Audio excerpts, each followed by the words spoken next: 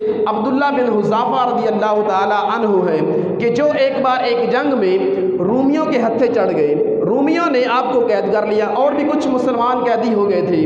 حضرت عبداللہ بن حذافہ رضی اللہ تعالی عنہ کو انہوں نے اپنے بادشاہ کے دربار میں پیش کر دیا، تو ان کے بادشاہ نے حضرت عبداللہ بن حذافہ رضی اللہ تعالی عنہ کو ایک پیشکش کی کہ تم اسلام کو چھوڑ کر ہمارے دین پر آ جاؤ تو ہم تمہاری جان بخشی کر دیں گے۔ صرف جان بخشی نہیں کریں گے بلکہ اپنی حکومت میں تمہیں ایک عہدہ بھی دیں گے۔ اچھا، یہاں تک بس نہیں کہ صرف تمہیں عہدہ دیں گے، بلکہ بادشاہ جو وقت تھا اس نے کہا کہ میں اپنی بیٹی کا نکاح بھی تم سے کر دوں گا۔ یعنی اتنی ساری اپرچونٹی اس کو مل رہی ہیں، لیکن اس کے باوجود حضرت عبداللہ بن حذافہ رضی اللہ تعالی عنہ نے ارشاد فرمایا کہ اے بادشاہ، اسلام سے منحرف ہونا تو دور کی بات ہے، میں اسلام کے منحرف ہونے سے سوچ بھی نہیں سکتا کہ میں ایک لمحہ بھی اپنے آقا کے دین سے جدا نہیں ہو سکتا۔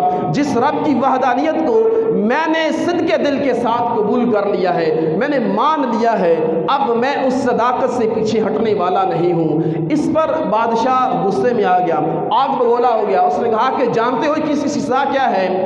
حضرت عبداللہ بن حذافہ نے فرمایا کہ تم بڑے سے بڑا کیا کر لو گے؟ اس نے کہا میں تمہیں قتل کر دوں گا۔ آپ نے ارشاد فرمایا یہ تیرے اختیار میں ہے، تو قتل کر سکتا ہے، اس طرح اور بڑھ کر کیا کر لے گا؟ مجھے قتل ہو جانا منظور ہے، لیکن میں اپنے آقا کی غلامی کو نہیں چھوڑ سکتا، میں اپنے رب کی وحدانیت سے منحرف نہیں ہو سکتا، تم جو چاہو کر لو۔ اس پر بادشاہ جو ہے وہ غصے میں آ گیا، تو اس نے کہا اپنے تیر اندازوں کو اشارہ کرتے ہوئے کہ اس پر جو ہے تیر اندازی کرو۔ چنانچہ حضرت عبداللہ بن حذافہ رضی اللہ تعالی عنہ کو ایک تختے پر باندھ دیا جاتا ہے اور زمین سے اوپر ہوا میں لٹکا دیا جاتا ہے۔ پھر اس بادشاہ کے جو تیر انداز ہوتے ہیں وہ آپ پر تیر اندازی کرتے ہیں، کوئی تیر آپ کے ہاتھ میں لگتا ہے، کوئی بازو میں لگتا ہے، کوئی پیٹ میں لگتا ہے، لیکن سبحان اللہ، قربان جائیے صحابی رسول پر، صحابی رسول کی عظمت پر کہ جتنے تیر لگتے ہیں لیکن رب کی وحدانیت زبان سے نکلتی ہے، یعنی وہ عہد پر ڈٹے ہوئے ہیں اور ایک لمحہ بھی سوچتے نہیں ہیں، ایک لمحہ بھی ڈگمگاتے نہیں ہیں۔ اتنے سارے تیر لگنے کے باوجود بھی آپ اپنے موقف پر ڈٹے ہوئے ہیں۔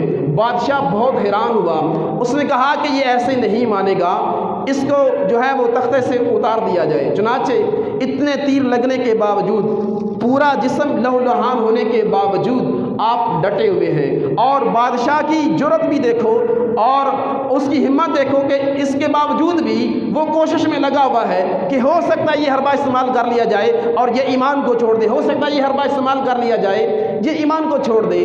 لیکن حضرت عبداللہ بن حذافہ رضی اللہ تعالی عنہ ایک لمحہ، ایک انچ بھی اپنے دین سے پیچھے نہیں ہٹ رہے۔ چنانچہ اس نے کہا، اپنے مصاحبوں کو یہ حکم جاری کیا کہ ایسا کیا جائے کہ تیل کو گرم کیا جائے۔ چنانچہ ایک تیل کے کڑاہ کو آگ پر چڑھا دیا گیا، اب اس کے نیچے آگ جلانا شروع کر دی۔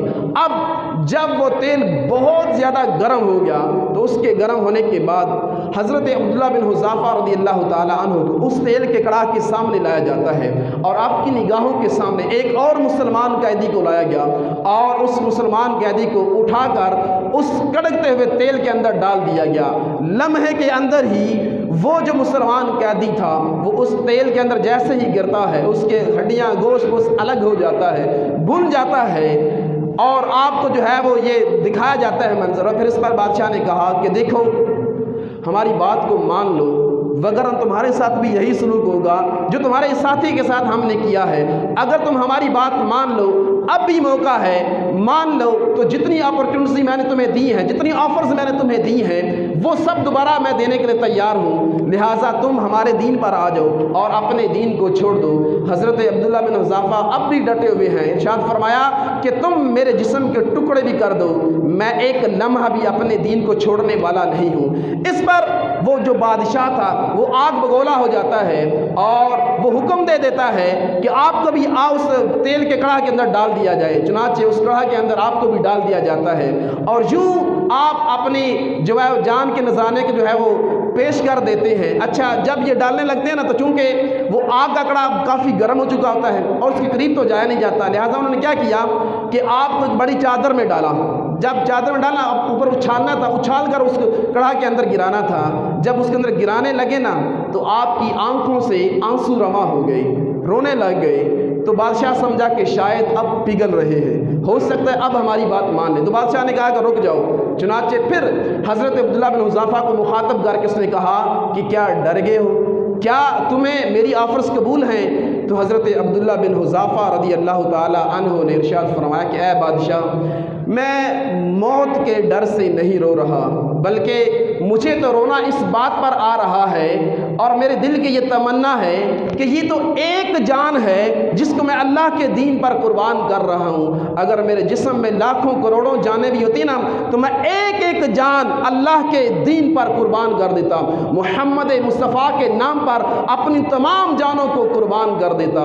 شہزادہ اعلیٰ فرماتے ہیں یہ ایک جان کیا ہے، اگر ہوں کروڑوں تیرے نام پہ سب کو وارا کروں گا۔ تو یہ جو اب جذبہ صادقہ ہے صحابی رسول کا، کہ یہ جو جوش تھا، یہ جو جذبہ تھا اور یہ جوش ایمانی تھا کہ آپ اس کڑھا میں جانے کے لیے جو ہے وہ ایک جان کی تمنا نہیں بلکہ کروڑوں جان کی تمنا کر رہے ہیں کہ اے اللہ اگر تو مجھے کروڑوں جانیں بھی عطا کریں تو تیرے دین پر ایک ایک کر کے میں ساری جانوں کو قربان کر دوں۔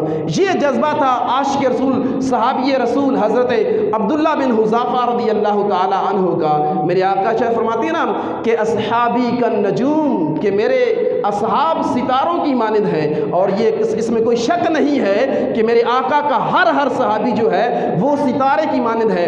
ہر صحابی کی سیرت کو اٹھا کر دیکھا جائے، جس بھی صحابی کی سیرت کو اٹھا کر دیکھیں آپ، اور جس کی زندگی کے اندر جتنے بھی پریشانی کے مراحل آئے، ان کی زندگی میں جتنی بھی پریشانیاں آئیں، انہوں نے ڈٹ کر ان پریشانیوں کا سامنا کیا۔